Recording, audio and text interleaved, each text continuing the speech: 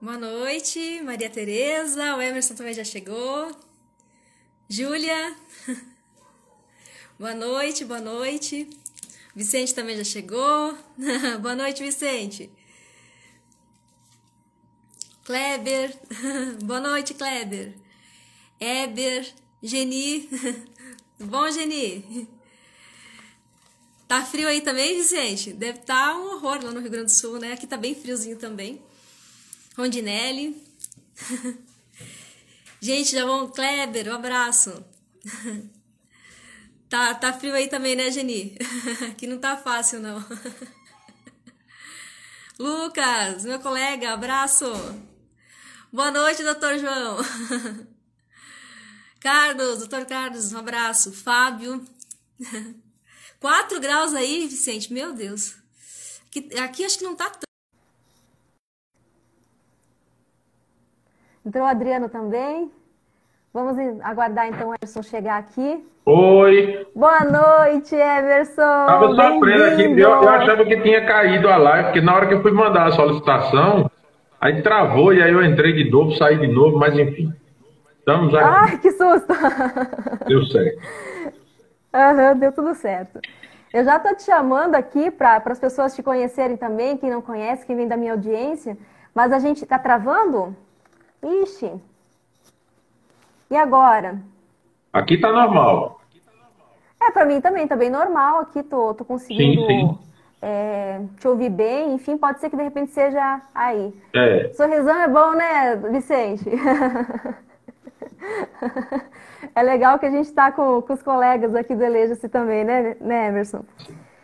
Enfim, vamos aqui já apresentar, porque tem tanta coisa que eu quero falar, tem tanta coisa que eu quero perguntar, Emerson. Acho que a gente tem que explorar ao máximo, né, quando que a gente tem um baita de um professor que nem você aqui na nossa live. Você está me prestigiando um monte, me participando aqui use. da minha live.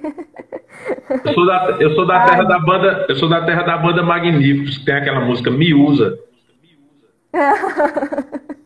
igualmente, quando precisar, é só me chamar também, você sabe bem disso. Na verdade, né, Emerson, acho que uma coisa que a gente tem que comentar é assim, você me encorajou para esse caminho das lives quando você me convidou, porque Sim, eu não tinha feito, eu não tinha coragem de fazer, e aí depois eu falei assim, poxa, mas esse negócio é legal, né? Então vamos fazer mais, enfim, né? E eu estou percebendo o quanto é interessante também para quem acompanha a gente acaba conhecendo melhor, acabam aprendendo coisas novas também, né? Então a gente está ali para contribuir, elas são muito produtivas também.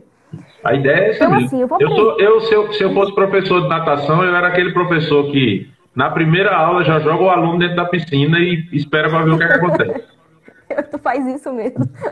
Tua cara. Então, assim, gente, eu vou apresentar. Ó, vocês já conheceram a figura, né? Por que que eu falei assim, não, eu não É. quero coisas muito teóricas, eu quero o melhor do Emerson, que são os causos que ele tem. Ele tem muito a ensinar por Ixi, esse tempo de experiência. Enfim, né? Você tem muito a contribuir com a gente. Então, olha só, primeiro vou apresentar o Emerson. Olha o currículo dele. Um mini currículo. Publicitário, jornalista, diretor de arte e mídia, fotógrafo, videomaker e consultor de marketing. 31 anos de experiência em marketing eleitoral, 11 anos dedicados a estratégias eleitorais digitais, 9 anos como professor do ensino superior, em cursos de bacharelado, especialização e MBA. Idealizador do projeto Eleja-se, ao qual eu tenho o maior prazer de fazer parte como aluna e como professora. Fiquei muito feliz com o convite, Emerson, muito mesmo. Que oferece cursos, treinamentos, consultoria e mentoria para pré-candidatos e profissionais de estratégia, comunicação e marketing de todo o Brasil. Acho que só tem uma coisa aqui que eu tenho um pouquinho mais de experiência que você. Eu tenho uhum. 11 anos de experiência como professora universitária, né, do ensino superior. Acho que é a E única deve ser, coisa. e deve ser muito melhor do que eu. Ah, não. Eu tenho certeza que não. Com tanto de histórias que tu tem, Emerson, não é impossível. Enfim, então assim, deixa eu comentar um pouco a proposta de ter chamado o Emerson aqui para conversar. Porque assim, cada ano, a gente sabe que cada ano eleitoral é um ano único, cada eleição é diferente, cada município ou cada candidatura tem uma dinâmica própria. Enfim, a gente não pode pegar e jogar tudo num saco e dizer que é tudo igual, né? Cada eleição ela é única. No entanto, a gente aprende com isso. A gente sabe que depois a gente tem que se ressignificar e a gente tem que fazer a leitura do contexto. Isso é um dos pontos que eu diria que são mais importantes quando a gente... se a gente pega e usa as mesmas armas, as mesmas estratégias sempre, aí eu posso até contar aquele caso como é que se fala? Parábola da mosca. Se você caiu num copo de leite e você conseguiu se salvar, você pode ter certeza que na outra vez que você cai, não pode ser um copo de leite, pode ser um copo de água. E aí você não consegue se salvar com as mesmas estratégias que você usa. Então, só que você aprende com isso. Você só não pode... Você tem que se reinventar, mas muitas coisas a gente consegue tirar de lições que são necessárias. E é claro que a experiência ajuda muito nesse sentido, né? Então, essas experiências, essas lições que você aprendeu durante esses 31 anos, né? Não é pouca coisa, é muita, muita experiência mesmo, que é o que a gente quer de ti. Que é o que eu quero, né? Eu quero... Enfim, Emerson, a primeira questão... se apresenta um pouco, fala um pouco de ti, depois eu Não, a minha apresentação, isso que você fez já é perfeito, né? Só quero avisar que eu não sou velho, eu comecei novo, então esses 31 anos é porque eu comecei aos 16, né? É a melhor parte, né? Então, assim, uma das coisas que eu ouvi ao longo desse tempo que eu estou acompanhando as tuas aulas, os teus podcasts lá no grupo, enfim, é sobre que lições que você aprendeu com quem faz cópia de outras campanhas, né? Porque tem um povo que acha que quem faz cópia é porque não fez estratégia. Mas assim, esse é o primeiro, acho que é a primeira lição que a gente aprende, né? Mas assim, que lições e que situações que você vivenciou nesse tempo? Eu comecei numa época que, obviamente, não tinha internet, né? Minha primeira campanha foi em 1988. Na verdade, naquele tempo, eu já estava participando de uma grande revolução, que era a chegada do programa eleitoral da televisão, né? Que a gente aqui, na minha região, a gente chama de guia eleitoral, né? É uma coisa tão cultural, né, que a gente chama de guia, né? O guia eleitoral é o que vai guiar você para definir o seu voto, né? E eu trabalhava numa produtora aqui da cidade e, para você ter uma ideia, já na primeira campanha eu já trabalhei em 2 campanhas, porque como era a única produtora da cidade, então a gente, enfim, o proprietário da produtora pegou uma campanha e aí veio outro candidato e disse, olha, eu quero fazer com você também. Eu disse, não, tá bom, a gente faz uma de dia e uma de noite. E eu trabalhava de dia e de noite, né? Então eu trabalhava nas duas e era engraçado porque eu editava os programas do horário eleitoral, então eu sabia o que é que estava no programa de um e de outro, mas não podia dizer a ninguém, né? Isso, de certa forma, por incrível que pareça, já foi, eu acredito que minha primeira lição de ética no campo do marketing eleitoral. Porque Afonso, que era o proprietário da produtora, quando começou quando foi começar a campanha, ele me chamou para conversar e disse, olha, é o seguinte, a gente vai fazer 2 campanhas, você vai editar as 2. E aí a gente tem um problema, porque quando eu disse ao pessoal que eu só tinha uma equipe, o pessoal disse que pelo menos o editor eu precisava ter 2.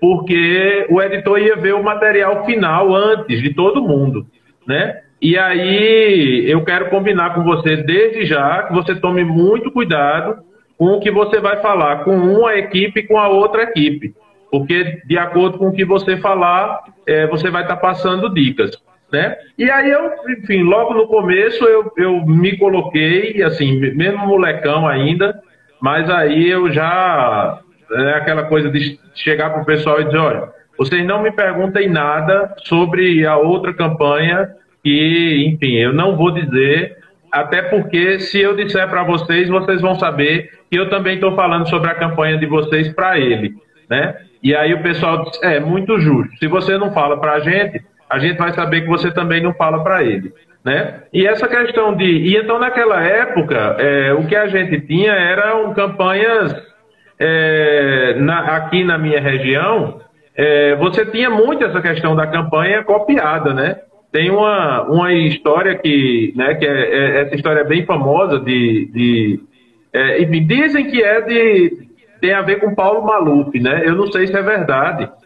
E que o pessoal diz que tinha um coronel de uma cidade e ele ia lançar, estava vendo quem é que ia lançar para prefeito, e na época o pessoal conversou com ele e disse, olha, agora tem um tal do marqueteiro aí. Ele disse, que porra é marqueteiro? Ele disse, não, é um cara que ele é quem diz, faz os textos, e aí ele treina o candidato, e assim, olha, qualquer pessoa o marqueteiro elege, pode ser ruim, pode ser bom, pode ser incompetente, pode ser analfabeto, feio, bonito, marqueteiro elege qualquer figura. Aí ele disse, é mesmo, ele disse, olha, tem um tal de Duda Mendonça, e o cara lá em São Paulo é foda, ele trabalha para Paulo Maluf, e não sei o que, e tal, pronto. Aí ele disse, beleza, precisamos de um marqueteiro. Aí tinha um sobrinho dele lá, que estava meio desocupado, ele disse, ó, fulaninho, vem cá, você vai ser o marqueteiro da campanha. Eu disse, que danado é marqueteiro, tio? Disse, não se preocupe, nós vamos fazer o seguinte, você vai para São Paulo, e aí você vai ficar lá, e você fica ligando para cá, dizendo o que é que está acontecendo lá, né? Então você vai lá no comitê de Paulo Maluf, fica, enfim, vendo o que é que está acontecendo nos bastidores, e vai passando para a gente. Ele disse, tá certo. Aí foi para São Paulo, aí depois de um tempo o pessoal da coordenação da campanha ligou para ele, né? Só, teu tio pediu para passar logo o slogan da campanha. Aí ele disse, mas você já decidiu pelo menos quem vai ser o candidato? Ele disse, não, ele disse que não importa. Mande o slogan, quando decidir o candidato, a gente encaixa o slogan e já faz a campanha. Aí ele está certo. Aí na época, o slogan de Paulo Maluf era Paulo fez, Paulo faz, Paulo vai fazer mais. Né? E aí ele disse, ó, o slogan é esse, Paulo fez, Paulo faz, Paulo vai fazer mais. Vocês trocam só o Paulo pelo nome do candidato que meu tio escolher.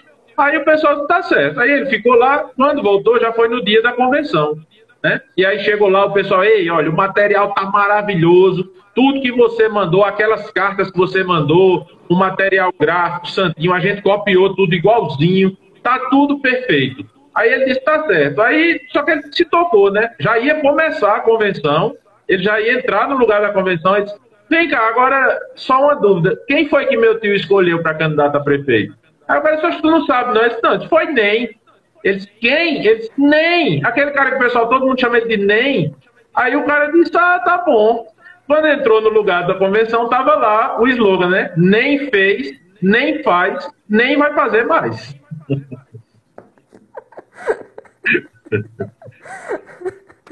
É isso. Então, quem copia, corre seus riscos. Ai, eu achei essa história sensacional quando que eu ouvi. E falei assim, eu não posso deixar de passar para as pessoas que enfim, de conhecerem essa também, né? Porque assim, geralmente quem copia não tem... É muito bom, né, Kleber? Muito bom. Geralmente quem copia não tem uma estratégia por trás, não fez um planejamento. Porque o slogan, ele, na verdade, ele é uma consequência de todo um estudo que você fez antes, de uma pesquisa que você realizou, de um briefing que você fez. Enfim, você fez todo um estudo, um planejamento, uma organização de campanha para chegar e dizer assim, o slogan é esse, porque é o direcionamento, o slogan o carro-chefe, é o que define toda a campanha, em resumo, em uma palavra, o que é a tua campanha. Então, quando a gente... Claro, esse é um exemplo, né, no caso de slogan, mas em todos os outros sentidos, né, quando a gente tenta copiar e não tenta criar a própria identidade, a gente chega nesse ponto e aí começa essas gafes também, né? Sim. Enfim. Enfim, no caso, o slogan geralmente é uma consequência, né? Isso é essa semana eu estava até conversando com o pessoal de uma cidade, que a gente está fazendo um trabalho lá. A gente começou o trabalho em janeiro, né? E aí o pessoal está naquela agonia, né? Identidade visual, como é que a gente vai fazer? O logotipo, o slogan. Eu disse, olha, isso não é agora. né? Isso é coisa para a gente definir mais na frente. Disse, não, mas a gente tem que começar logo, porque se a gente fizer logo, a gente já ganha tempo. Eu digo, deixa eu dizer uma coisa para vocês, eu estou com o slogan de vocês pronto desde janeiro. Em janeiro, quando eu estava aí eu me lembrei inclusive da data, dia 27 de janeiro, eu estava voltando da nossa primeira reunião, e aí eu vinha dirigindo no carro, aí eu pedi para minha esposa, eu disse, ó, pega aí o celular que eu preciso que você anote uma coisa. Aí ela pegou o celular, aí eu disse, entra no WhatsApp e manda essa mensagem para mim. Aí ela disse, tá bom, qual é a mensagem? Aí eu disse, digite isso. Aí ela digitou, era o slogan. O slogan já veio, agora o slogan tem a ver com o nome da cidade, tem a ver com a profissão do médico. Eu já falei a profissão do cara, né? A profissão do candidato, que é médico. Tem a ver com a realidade da cidade, tem a ver com o momento, com a conjuntura. E uma coisa eu posso garantir, esse slogan, eu não vou dizer aqui, porque de repente a galera está assistindo e diz, ó, ele já falou o slogan lá na live. Mas esse slogan não cabe em mais nenhum lugar. Então, se fosse esse o caso, alguém estivesse esperando o slogan para copiar, na hora que dissesse o slogan, o cara ia dizer, pô, não tem como copiar. Então, o slogan é meio que a impressão digital da campanha. Ele é o mote da campanha, ele é a palavra de ordem, né? Agora, também tem uma coisa que é importante falar a respeito de slogan, que, assim, esse ano a gente vai ter eleição em mais de 5 mil municípios do Brasil. Em cada eleição, a gente vai ter, em tese, pelo menos 2 candidatos a prefeito com chance de se eleger. Aí a gente já vai aí para 10 mil possibilidades. Se a gente colocar aí mais 5 vereadores com possibilidade, enfim, 5 vereadores não com possibilidade, 5 vereadores com campanhas um pouco mais estruturadas, você aí já tem 35 mil campanhas, né, com um mínimo de estrutura. Então não tem como criar 35 mil slogans muito foda, muito criativo, muito isso. Aí é onde entra aquela velha história de assim, o menos é mais, né? Às vezes é melhor simplificar do que complicar. E uma coisa que é muito importante em relação a slogan nem sempre é aquele que slogan bom, nem sempre é aquele que você entende de primeira, né? Eu vou falar de mais uma história que aconteceu aqui no meu estado. A campanha de 2010 para governador, eu vou falar nele de novo, Duda Mendonça. A campanha de 2010 aqui para governo do estado, quem fez foi Duda Mendonça. E quando ele lançou o slogan da campanha, eu achei fantástico. Quando eu vi o slogan, eu disse, caralho, que slogan do porra, não sei o que e tal. E o resto do pessoal que estava comigo dizia, não, oxe, eu não entendi nada. E o slogan o nome do candidato era Ricardo, e o slogan era Ricardo, o grande salto da Paraíba. E aí as pessoas não perceberam essa história do grande salto. Tudo bem que aí, para quem conhece de história, tinha uma chupadinha básica, porque o grande salto foi usado por Mao Tse-tung na China, lá atrás, mas tudo bem. Até porque o governador daqui era meio Mao Tse-tung mesmo esse, né? Então, quando surgiu o slogan, as pessoas não entenderam. E eu achei fantástico. Aí o pessoal disse, ao longo da campanha você vai ver como esse slogan vai fazer todo sentido. E aí, às vezes, o slogan também é isso. Várias peças da campanha são coisas que no primeiro momento você não consegue entender, ele não vem completo, e ao longo da campanha você vai entendendo. Esses slogans são os slogans que são simples, né, mas são complexos. Eles têm por trás deles um conceito muito complexo. E isso é maravilhoso, porque a partir de uma frase você tira muita coisa importante para a campanha, né? Essa história do grande salto, ela ao longo da campanha, ela se mostrou genial, né? E a campanha, inclusive, foi vitoriosa. E no final, as mesmas pessoas que diziam que não tinham entendido nada, diziam, caralho, velho, esse slogan foi muito foda. Que legal, hein? É aí que tá, né? E aí, assim, é tudo por tem estratégia por trás. Isso, exato. Tem um estudo por trás. Não é uma coisa assim que a pessoa foi iluminada e aí ela criou esse slogan, né? Ela estudou antes, ela fez toda uma... enfim, se a gente for comentar sobre o tanto que é necessário fazer todo um planejamento por trás para gerar uma campanha publicitária, ela não sai, porque a campanha é campanha, é publicidade. Ela não sai assim da cabeça ou qualquer coisa, ela sai de todo um estudo anterior para ela aparecer para o público de forma que as pessoas entendam o que se quer passar dentro né, enfim, das concepções que o candidato, enfim, tem. Tem. Deixa eu ver. A pergunta da Jennifer, já vou aproveitar aqui. Tem alguma quantidade média ideal de palavras para formar o slogan? Jennifer, tu já sentiu a questão da cópia, né? Jennifer Teixeira. Eu acredito que... como é o nome dela? Acho que eu perdi. Jennifer. Jennifer. Eu acredito, Jennifer, que as pessoas falam de algumas fórmulas, né? Tem que ter, no máximo, até 7 unidades, né? Que aí 7 unidades você vai considerar palavra, artigo, espaço, não sei o quê. Eu, sinceramente, não gosto... Eu não gosto de fórmula em caso nenhum. Né? Essa coisa que, enfim, o que a gente está falando até agora, né, que Sandra vem falando e que eu venho concordando, é que fórmulas não funcionam. Né? Então, essa coisa de chegar e dizer, um bom slogan tem que ter até 7 palavras. Eu trabalho com criatividade. Isso que Sandra estava falando, de que campanha publicitária não vem do acaso, né? É muita verdade. Você precisa ter um portfólio, você precisa ter uma base para que você crie as coisas. Você até cria com facilidade, mas para isso você precisou malhar muito antes para poder conseguir. Então, assim, quando alguém chega para mim e diz, olha, tem uma fórmula aqui, não sei o quê, eu digo, foda-se a fórmula. Eu vou criar a partir de alguma coisa que eu acredito que vai funcionar. Enfim,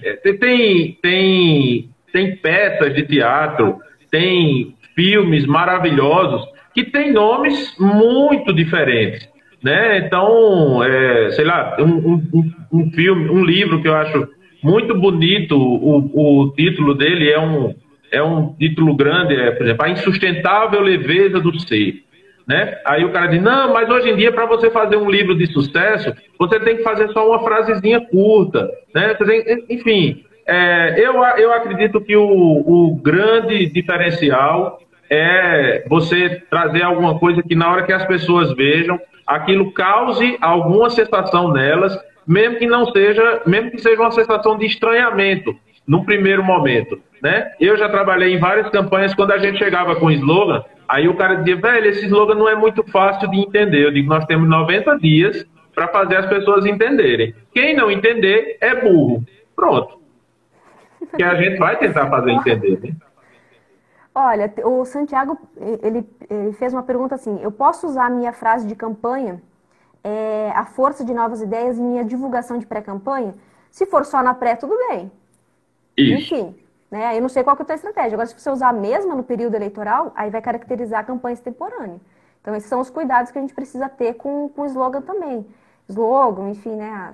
As hashtags também, eu não sei exatamente como que as hashtags estão, mas elas podem caracterizar a campanha antecipada. Tá, vamos para um outro ponto agora. A questão do planejamento. Né? O Emerson sempre tem um costume de falar que quem não planeja faz tudo atrapalhado mesmo, né? Faz tudo de qualquer jeito. Eu sempre gostei muito, Emerson, quando você comenta da questão a analogia que você fez do MasterChef. Você pode falar um pouco, assim, o ritmo que a campanha tem e fazer essa analogia em relação ao MasterChef? Eu não estou lembrando bem qual é essa analogia. Eu falo... Nossa, foi bem no começo. Nossa, foi bem no começo. Sim. Foi, acho que faz 1 ano já. E aí você comentou assim, gente, qual que é a analogia que a gente pode fazer de uma campanha com o MasterChef? Sim. E eu fiquei encantada com a tua definição. É porque eu faço várias com o MasterChef. Mas me diga o mote que aí eu me lembro. Não, é questão de, por exemplo, quando você prepara um determinado prato, você pode até fazer de última hora. Né? Você pode, por exemplo, a questão de você fazer aquele exemplo que você deu também depois sobre restaurantes que você vai, eu quero tal coisa. Só que aquele determinado prato demora horas para fazer e de repente o chefe faz assim. Exato. E a gente fala, tá, mas como assim? Né? Aí é nesse sentido que você comenta esses vários causos de restaurante que eu acho a história do mise en place, né? Isso. Que é bem isso. Não, eu me lembrei disso porque eu já fiz tanta analogia com o MasterChef, que aí quando a pessoa diz aquela história do MasterChef, eu digo, qual delas? Né? Essa do mise en place é isso. Eu estava conversando, essa semana eu fiz uma live com o pessoal do grupo à tarde, da Bahia, e tava contando essa história, né? Quando você chega no restaurante e você diz, eu quero aquele prato de massa fresca com camarão, né? Então, o cara não vai pegar o trigo ainda para fazer a massa na hora, né? Ele não vai pegar o camarão para descongelar o camarão, para descascar o camarão, para fazer o filé de camarão. Não, já está tudo ali na mesinha dele. Ele passou o dia fazendo aquilo, descongelando o camarão lentamente para o camarão manter aquela textura, descascando com muito cuidado, tirando ali o cocôzinho do camarão que fica ali em cima. A massa, ele já preparou a massa, já descansou a massa, já deixou a massa pronta para na hora, no máximo, ele só passar para fazer o macarrão no formato que você escolheu, né? Se é talharim, se é espaguete ou coisa desse tipo, né? E aí tudo chega para você lindo, maravilhoso, em 20, 25 minutos, e você fica abismado com aquilo, porque quando você vai fazer em casa, você demora 4 horas. Você demora 4 horas para fazer uma versão bosta daquilo, e o cara demorou 8. Porque para ficar bom, é porque demora 8. Então, assim, até complementando a analogia, o grande segredo é justamente fazer antes, fazer com calma e fazer... aí vamos ampliar um pouco o conceito, e ao invés de a gente falar de um prato, vamos falar de uma refeição. Você tem a entrada, você tem o prato principal e você tem a sobremesa, né? Quando a gente vai fazer, sei lá, eu gosto de fazer feijoada, um prato bem simples. Eu gosto de fazer feijoada. Então, feijoada não tem segredo. Você junta tudo, joga na panela e deixa cozinhar. Massa. Não. Feijoada, primeiro você coloca o feijão, para que o feijão, enfim, fique mais macio. A carne você coloca separada. Depois você pega um pouco do feijão, com alguns pedaços de carne, coloca no liquidificador para criar um caldo mais grosso e tal. Quando a feijoada já está ficando pronta, aí você vai fazer o arroz. Enquanto o arroz está no fogo, você pega a laranja para descascar a laranja, e aí você corta o couve para poder passar o couve, enfim, para refogar. Então, assim, campanha também tem muito essa questão de que você tem que começar as coisas, cada coisa na hora certa, para que todas as coisas estejam prontas no final. E todas aconteçam da mesma maneira. Você não pode chegar no restaurante e dizer, eu quero uma feijoada, e o cara dizer, pô, a feijoada está aqui, agora eu vou fazer o arroz. Ó, aqui chegou o arroz, agora eu vou descascar a laranja. Então, campanha também não pode ser assim. Começou a campanha, aí o cara diz, olha, o santinho tá aqui, agora peraí que eu vou ali correr atrás do microperfurado. Aí chega o microperfurado, o cara diz, eita, eu tenho que fazer o vídeo, a gente não fez o vídeo ainda. Corre para fazer o vídeo. Então, não é isso. Se o vídeo demora 3 dias para fazer, comece a fazer 3 dias antes. Se os impressos, a gráfica vai demorar 40 dias para lhe entregar, entregue 40 dias antes do dia que você quer receber, né? Qualquer dono de gráfica que trabalha para a campanha eleitoral vai lhe contar 1000 histórias de pessoas que chegaram na gráfica um dia antes para dizer eu quero isso pronto amanhã e tal. Enfim, eu tenho um amigo que é dono de gráfica, ele diz, olha, minha gráfica não roda 24 horas na campanha, não é porque eu não tenho capacidade de produção, é porque as campanhas são muito amadoras e o pessoal deixa para entregar tudo em cima da hora. Se as pessoas me entregassem as coisas no momento certo, minha gráfica trabalhava no período da campanha 8 horas por dia, não precisava mais do que isso. Agora, porque eu estava chegando no dia anterior e diz, olha, eu preciso disso para amanhã. Rapaz, eu já estou encerrando o expediente. Não, rapaz, vira a noite aí. E aí o cara da campanha termina pagando mais caro. O material não sai com a mesma qualidade. Então é tudo isso, né? Sim. E sabe uma outra coisa, Emerson, que eu vejo assim, uma ansiedade por pedir voto na pré-campanha e aí uma necessidade para organizar depois. Então, parece que se inverte a lógica, né? Agora que é época de organizar, de deixar tudo prontinho, organizado para o período de pedir voto, o pessoal tá louco para pedir voto agora, tá fazendo coisa que não deve. E, enfim, inverteram a lógica. Parece que não, tem uma ansiedade por dizer que é pré-candidato, tem uma ansiedade para dizer que, nossa, né? Porque dizer que é pré-candidato, primeiro, vocês não acham que o pessoal vai vir todo alvoroçado, falando, nossa, que legal. O Emerson tem várias histórias nesse sentido também. Mas, gente, não é uma questão de conversão. Porque assim, a gente tem um funil de votos ali. Tem todo um processo que é como se fosse um namoro, é todo um processo que você tem que encantar, que você tem que... Porque a pessoa não pode entender que ela necessariamente está participando de uma venda. O voto é uma venda, você vai... A partir do momento que você vota, a propaganda vendeu o candidato. Então, não é assim já pedir... Gente, tem várias histórias nesse sentido, né? Quando você fala assim, você chega para uma pessoa e já pede para fazer... Enfim, né? Eu disse... Nossa lógica cultural não é essa. Uma vez eu cheguei para o candidato ficou assustado, porque ele estava com a esposa de lado, e aí eu disse, faz quanto tempo vocês estão casados? Ele estava nessa agonia que você estava falando, né? Eu disse, faz quanto tempo vocês estão casados? Aí ela toda feliz, faz tantos anos. Eu disse, no primeiro encontro de vocês, ele já pediu para lhe comer? Aí ela, o quê? Aí ela olhou para mim e eu disse, perdão, eu estou perguntando aqui uma coisa a ela que eu quero saber se é verdade. Aí ela disse, não, de jeito nenhum. Eu disse, pronto. Então você não pode chegar para o eleitor e eu cheguei, ei, vote em mim. Não faz sentido, não tem lógica isso. É toda uma relação que se constrói. E aquela questão da gente sempre falar assim, quem que a gente vota? Em quem a gente conhece, é quem a gente gosta. Se eu puder dizer que é meu amigo, minha amiga, é o maior prazer para dizer, não, eu voto nessa pessoa porque eu conheço pessoalmente. Ou eu tenho uma relação muito próxima com ela.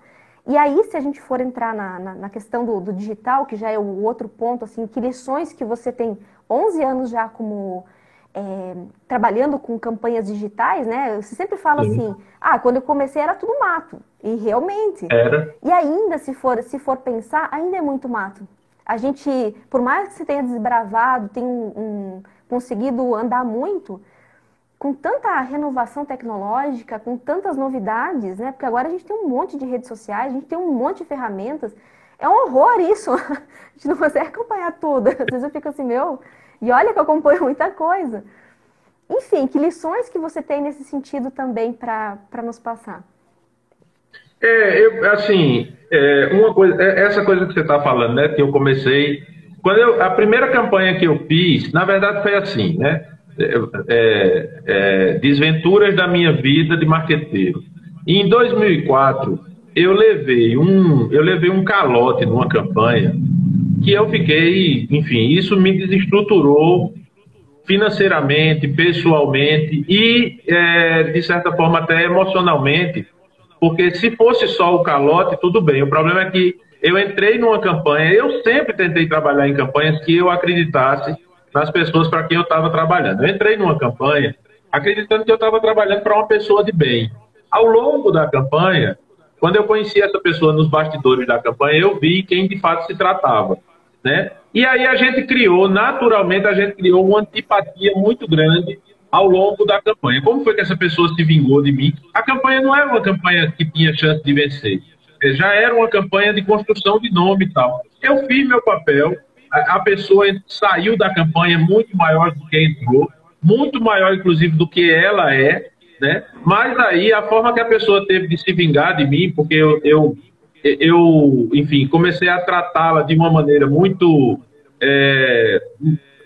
estritamente profissional, a maneira que ela teve de se vingar de mim foi não me pagar. E aí eu disse, não vou mais trabalhar com campanha eleitoral, não quero mais trabalhar com campanha eleitoral. Em 2008, isso foi em 2004, não trabalhei em 2006, 2008, um amigo me procurou. Para você ter uma ideia, ele teve que procurar minha mãe para me convencer. Ele era amigo de minha mãe e disse, olha, fale com ele, quer ver falar comigo? Eu disse, faço campanha mais não quero mais saber não, isso é mundo de doido. Aí ela chegou e disse, olha, faça a campanha dele. Eu disse, eu faço, agora eu faço dentro das seguintes condições. E a principal condição era assim, a campanha tem que ser do jeito que eu acredito que a campanha deve ser, e mesmo que ele não entenda alguma coisa, ele precisa me dar a chance de fazer. E aí, enfim, eu estou dizendo assim, né, falando dele na terceira pessoa, mas eu disse isso a ele, né, ele disse, velho, casou direitinho, era isso que eu queria. Eu quero uma campanha diferente, eu quero uma campanha que ninguém nunca fez. Para ter uma ideia, aquela campanha, isso em 2008, a campanha a gente fez desconto de crédito de carbono da campanha. A gente fazia o cálculo do combustível que os carros usavam, do número de pessoas na campanha, do tempo de trabalho e tal. E aí a gente pagava uma ONG para fazer replantio na Mata Atlântica para compensar o footprint, né, da campanha. E ele achava o máximo, né? Essa história de Bolsonaro com a toalha de pimentinha e o mata-mosquito fazendo live, esse cara, ele era, eu já estou adiantando aqui um conteúdo que a gente vai tratar no curso que a gente vai começar semana que vem.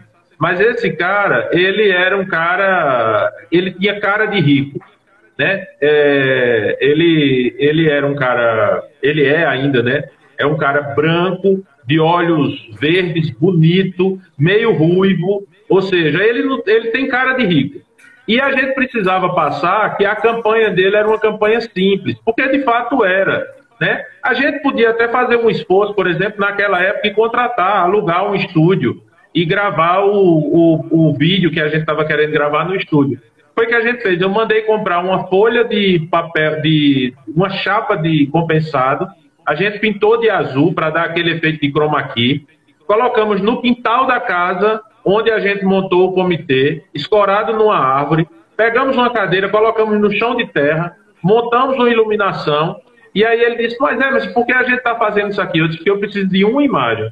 E a primeira imagem do vídeo é o plano aberto, a câmera mostrando o chão de terra, a cadeira lá, as árvores e tal. Então, isso causou um impacto muito grande. As pessoas que assistiam esse vídeo diziam, mas rapaz, eu achei maravilhoso o seu vídeo. E que coisa simples, né? Você gravou no quintal, foi, porque sabe, né? A campanha é uma campanha simples e tal. E aí quando o pessoal chegava e dizia, olha aí a campanha de Bolsonaro, tá vendo? É uma coisa bem simples. Eu digo, tá, eu sei o que é simples ali, né? Então, assim, isso é estratégia. Em 2008 a gente já estava fazendo isso, né? Porque a ideia era passar essa ideia de simplicidade, de verdade, de transparência. Eu não estou aqui julgando se Bolsonaro é o mesmo caso. Eu sei que nesse caso dessa campanha, o que a gente tinha era um candidato branco, de olho claro, meio ruivo, e que a gente colocou ele num cenário muito simples para a gente poder equalizar a imagem do riquinho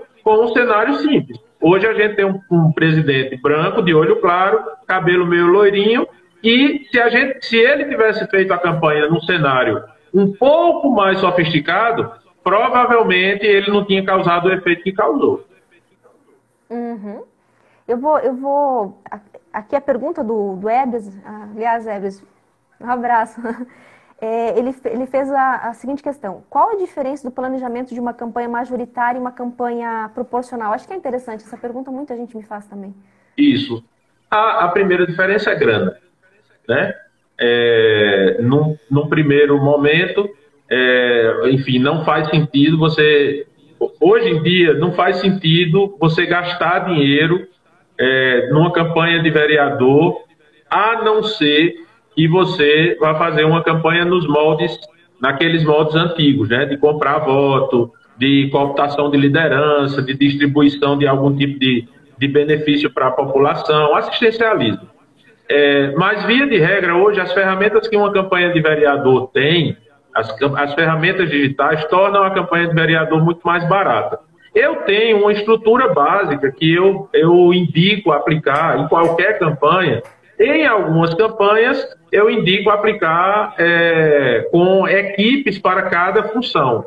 Na campanha de vereador, eu já indico que seja aplicada com as pessoas acumulando essas funções, né? Mas, basicamente, assim, em relação a planejamento, de uma maneira mais holística, sem falar em estrutura de campanha ou coisa desse tipo, a primeira coisa que é preciso entender é que o prefeito precisa de todos os votos da cidade, se for possível. O vereador só precisa de uma parte, né? Então, o vereador ele tem essa característica de fazer uma campanha já de saída, identificando quais são os nichos onde ele vai trabalhar. O vereador que tenta conseguir votos em toda a cidade, em todas as classes sociais, em todas as idades, ele tem grandes chances de perder a campanha, a não ser que seja naquele esquema, porque aí, usando a linguagem do dinheiro, aí o dinheiro todo mundo aceita e tal, e via de regra ele vai tentar trabalhar sempre os mais pobres, né? Mas eu acredito que a principal diferença é essa. O prefeito ele tem que trabalhar uma campanha onde ele não pode se indispor de forma muito forte com grandes grupos da cidade. Ele pode até eleger alguns grupos para trabalhar como antagonistas dele, para que ele possa colher os lucros dessa disputa, né? Mas, via de regra, ele não pode fazer isso. Já o vereador, ele também não pode ficar brigando com todo mundo. Ele tem que escolher a área de atuação dele e trabalhar ali. Uhum. Acho que é bem isso, assim, né? O panorama todo. Eu já vou acrescentar aqui, gente, ó, eu peço desculpa que eu não consegui ver todas as perguntas aqui, tem algumas que estão fugindo muito da proposta também, mas assim, ó, essa pergunta agora do Kleber. Qual a maior dificuldade da oposição nessa eleição? Eu acho que a gente tem um cenário muito diferente, muito atípico. Assim, a gente já estava prevendo que seria muita mudança, mas aí a gente veio com uma mudança ali que ela foi significativa. E para a oposição, eu não sei, eu sinceramente, depende muito também. Eu não sei se está melhor para a oposição ou a situação. Não sei como é que tá, porque tem... Aí é uma coisa que vai depender muito da cidade, muito, muito mesmo, porque a gente, enfim, primeiro, uma grande dificuldade que a oposição vai ter é que, e é uma coisa bem recente, é que nessa mudança que houve da data da eleição, no acordo lá que a Câmara colocou, veio um aumento significativo dos repasses de verba para as prefeituras. Então, assim, os prefeitos, embora haja sim uma perda de arrecadação, embora haja um problema de desemprego na cidade e tal, mas com o auxílio emergencial, né, trabalhando muito forte nas classes mais baixas, né, e com esse aporte de grana que vai vir do governo federal agora, infelizmente a gente tem, para os candidatos que estão no cargo, a gente tem uma vantagem aí que não pode deixar de ser considerada, né? Então, a oposição, porque aí a gente vai entender oposição independente de ideologia, de narrativa, de partido, de nada. Oposição é oposição, situação é situação, independente de ser direita, esquerda ou coisa desse tipo, né? O grande problema da oposição, antes de mais nada, é a questão financeira.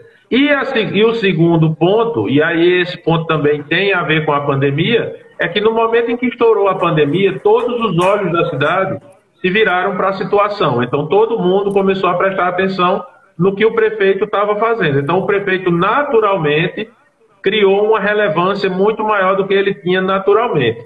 O que aconteceu em algumas cidades é que os prefeitos souberam aproveitar isso, em outras cidades os prefeitos não souberam. Então, esses que não souberam, eles, no final, o feitiço virou contra o feiticeiro.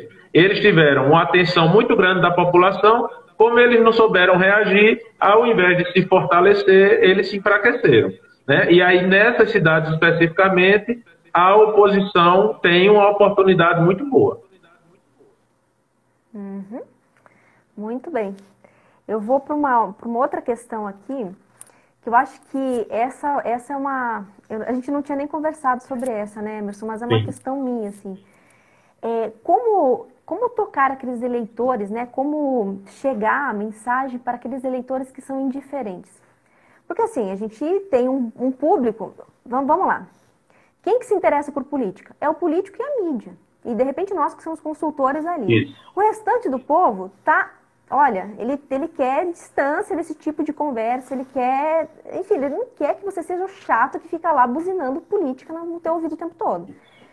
E aí, assim, eu vou colocar duas questões. Uma nesses 31 anos, o tempo da decisão do voto mudou? Porque agora a gente está vendo que está cada vez mais próximo da eleição e tem gente que mesmo no dia da eleição não sabe quem vai votar. Pega enfim... Aí o WhatsApp corre solto, enfim. Isso. E como tocar esse eleitor indiferente? Assim, aí Como fazer que ele perceba você ali? Essa semana eu recebi 2 pesquisas de 2 cidades em regiões completamente diferentes do Brasil. Uma pesquisa do Ceará, outra pesquisa de São Paulo, ou seja, Nordeste e Sudeste. As 2 pesquisas, elas obviamente diferem em muita coisa, porque quando entra naquela questão das expectativas da população, em relação à obra na cidade, o que é que quer, avaliação do governo, tudo é diferente. Só tem uma coisa que é exatamente igual nas 2 pesquisas: o interesse da população pela política nesse momento. Mais de 90%, nas 2 pesquisas, o número é muito parecido, mais de 90% estão cagando e andando para a eleição desse ano. As pessoas não estão nem aí. Então, assim, isso que você falou lá no começo. Tem candidato que fica tentando forçar a situação. Você não vai conseguir forçar a situação. Desista disso. O que você precisa nesse momento é construir a sua imagem, fortalecer sua imagem, fortalecer seu projeto, estruturar sua campanha, sua equipe, sua narrativa, enfim. É construir a base que vai sustentar o seu discurso ao longo da campanha e a sua imagem. E o que você precisa é estar muito atento para o momento em que isso virá. E aí, o momento em que isso vai virar, só tem um jeito de você saber. E aí, essa moça que está aqui em cima sabe muito mais do que eu. É pesquisa. Você precisa ter uma agenda de pesquisas na campanha que faça com que você entenda essa curva de interesse. Então, hoje está em 10%, aí você vai entender, por exemplo, se daqui a 45 dias estiver em 30%, você vai ver a inflexão da curva, e aí você vai fazer uma segunda pesquisa, né, uma terceira no caso, na série, uma terceira pesquisa de confirmação. Se essa curva se mantiver, você vai conseguir entender o exato momento em que a maioria da população vai começar a se interessar por política. Aquele é que é o momento de aparecer. Ali é que está o pulo do gato. Tudo que você fez até então, você estava falando só. Você estava falando para as paredes, ou pior, você estava falando só para a torcida, né? Então você estava lá falando para a torcida. É uma coisa muito parecida, Sandra. Eu vou fazer mais uma analogia. Essa analogia eu estou inventando aqui agora. Se der alguma coisa errada, né, é como piada. O cara diz, eita, contei a piada errada, volta. Mas assim, é como eu falei de torcida, então fazendo uma analogia com futebol, é uma coisa muito parecida com futebol. Aqui na minha região, na minha cidade, tem 2 times de futebol. Eu antes torcia e tal, gostava e tal, hoje em dia eu nem acompanho mais, né? Eu até tiro uma brincadeira que eu digo que depois da pandemia, o campeonato paraibano vai continuar como era antes, sem torcida, né? Então, o que é que acontece? O cara que é torcedor do 13, que é o time que eu torcia antes, quando termina o campeonato do ano anterior, ele já começa a discutir sobre a formação da equipe do outro time, né? Então, olha, a gente tem que contratar um técnico, a gente tem que contratar um goleiro, a gente precisa de um atacante, a gente precisa disso, a gente precisa daquilo. E lá na torcida, o debate é esse o tempo todo. Aqui em Campinas tem um lugar chamado Calçadão, que tem uma loja, a loja do clube fica ali na frente da loja. Se você chegasse em qualquer período do ano, mesmo não tendo campeonato, você ia encontrar ali 30, 40 torcedores o tempo todo conversando, porque tem que contratar não sei quem, a tática, papapá. Isso é 1% da população. 99% da população só sabe que o time existe quando vê o jornal do sábado de manhã, e aí o apresentador diz, amanhã começa o campeonato. E aí o cara diz, eita, o campeonato começa amanhã. Então é isso, né? Copa do Mundo é desse jeito. Se você for conversar agora com a galera que é ligada em futebol, o pessoal tá todo mundo falando, não, porque é a Copa do Mundo, a gente vai ter que chamar Neymar, vai ter que trocar o técnico, Velho, isso não interessa para a maioria da população. Então, ir por esse caminho. O candidato, ele precisa estar de olho no que está acontecendo na sociedade, e aí ele precisa entender que no momento que a curva virar, aí ele diz, pronto, agora é a hora de eu botar meu bloco na rua. Eu brinquei com um candidato essa semana falando disso, e aí eu estava dizendo, essa não é hora de botar a escola de samba na avenida, essa é a hora de botar o barracão para funcionar. Exato. E assim, tem uma outra questão, Emerson, que eu quero assim ver o que você pensa em relação a isso. Aqui no Paraná, na eleição de 2018, a gente teve uma pesquisa que apontou, as pesquisas apontavam porque de fato estava dando isso, de um candidato ao Senado, Sim. enfim, conhecido no Brasil inteiro, Roberto Requião, ganhando. Na pesquisa apontava que ele estava ganhando. Inclusive, ele chegou no final, ele nem pediu mais voto. Né? Ele, de certa forma, até subestimou a capacidade dele. Sim. Mas aí, eu falo isso por experiência porque eu vi isso acontecer. Chegou no domingo de manhã, deu uma correria no WhatsApp das pessoas, elas combinaram, fizeram combinação de voto. Sim. Para bloquear o Requião e o Beto Richa, porque o Beto Richa tinha já sido preso, Sim. enfim. Isso. Então, o povo se organizou, foi meio que uns grupos de WhatsApp, de família, enfim. Eles começaram, vamos bloquear, em quem que vamos votar? Eles combinaram, os eleitores aqui do Paraná combinaram o voto, tanto é que hoje a gente tem, não lembro os nomes dos senadores, Eurivisto e o... Qual que é o outro? Flávio Arnes. Nossa.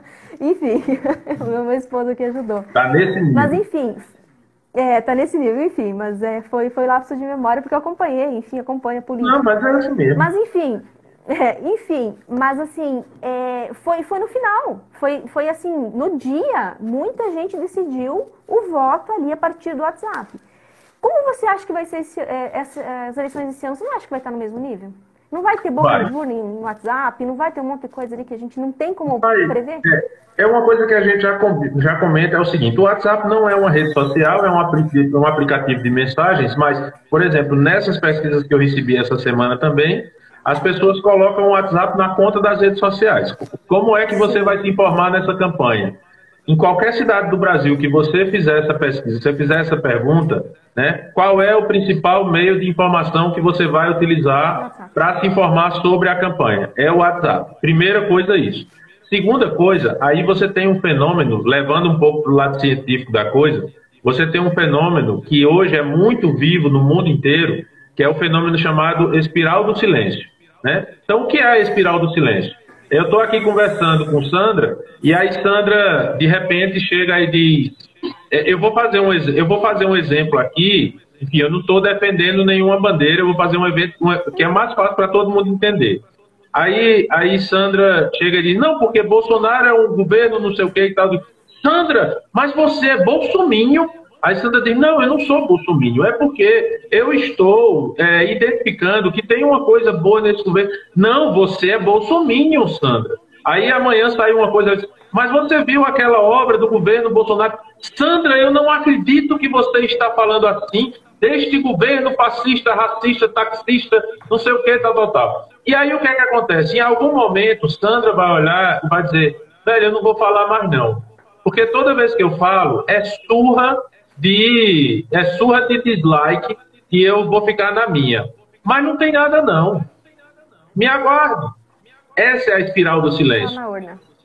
Quem calou, acha que venceu. Quem se calou, está cozinhando a vingança. E a vingança, normalmente, ela vem assim. Ela vem na última hora e ela vem não mais na forma de discurso. Ela vem na forma de ação. Então, não tenha dúvida, enfim, eu não conheço a fundo o caso do Paraná, mas eu posso garantir que tem muito de espiral do silêncio numa decisão como essa. São pessoas que foram caladas, de alguma maneira, durante algum tempo, e aí essas pessoas, em um determinado momento, elas disseram, sabe de uma coisa? Foda-se, vamos se juntar aqui e vamos derrubar esse cabra safado. Né? Cabra safado é bem da Paraíba, né? É por aí mesmo, né? Eu acho que a gente já estava vendo isso também há um longo tempo. Mas, Emerson, a gente está praticamente a 4 minutos, nem isso, do final da live. E aí eu quero suas considerações finais. Exatamente. E, nossa, gente, eu quero também mandar um abraço, que eu não consigo mandar. Eu vou mandar um abraço para todo mundo aqui, porque tem muita gente na live. Obrigado pelo prestígio. Acho que é isso que a gente quer, levar conteúdo, levar informação relevante. E aí eu já quero também já encerrar aqui minha fala, né? Depois eu vou deixar o Emerson falar também dos trabalhos, dos projetos dele, e a gente já vai continuar na tua própria plataforma, né? Que agora tem uma aula ao vivo sua. Mas assim, para quem tem interesse, na semana que vem, nesse mesmo, não vou dizer, ou 7 ou 7h30, mas daí eu aviso. A gente vai fazer uma live, eu vou fazer com o professor Bruno Correia, advogado, doutor Bruno Correia, falando especificamente de pesquisas eleitorais.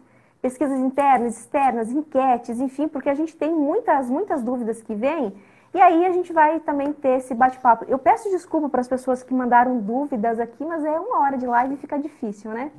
Então, Emerson, vou deixar contigo Vamos lá para a minha live que eu respondo lá. Também, vamos lá. Enfim, quero agradecer demais, dizer que é muita honra, muito prazer e muito orgulho de estar participando dessa live aqui. Sandra é uma pessoa que eu não conheço pessoalmente, mas eu considero amiga, né? Eu já criei aquela relação quando as pessoas dizem, essa área de pesquisa, eu digo, olha, tem uma amiga minha lá no Paraná que ela é muito foda em pesquisa e tal, converso com ela, indico para as pessoas, e assim, fico muito feliz porque Sandra chegou ali no nosso treinamento caladinha, na dela, aluna, não sei o que, de repente colocava uma opinião e eu digo, olha, aí tem coisa. Essa pessoa não é só essa pessoa, tem uma coisa aí por trás. Enfim, uma profissional competentíssima que hoje eu indico para qualquer pessoa do Brasil que queira trabalhar com pesquisa quali, análise de pesquisa, né? Procurar defeito em pesquisa para poder derrubar a pesquisa, quando a pesquisa vem viciada. Então, assim, fico muito feliz de estar aqui, né? E aí quero convidar todo mundo, a gente vai começar agora, não vou nem vender meu peixe, a gente vai começar agora, de 8 horas, nos nossos canais, Eleja-se, no YouTube, no Facebook, no Instagram, a gente vai começar uma live onde eu vou dar uma aula ao vivo, vai ser a aula live, a última aula live do nosso treinamento, e vai ser uma live muito legal, porque a gente vai fazer uma revisão de todo o treinamento, né? E também vou passar algumas informações sobre um curso que a gente está começando semana que vem.